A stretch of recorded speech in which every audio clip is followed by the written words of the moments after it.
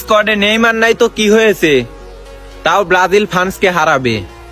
আর যদি ব্রাজিল হেরে যায়, আমি কথা দিলাম সকালবেলা দুধ দিয়ে গোসল করে দল চেঞ্জ করব। কি কি কি কি কি আরে বলুন কি? আমি কথা দিলাম সকালবেলা দুধ দিয়ে গোসল করে দল চেঞ্জ করব। ভৈরা নিয়া ভৈরা দিল,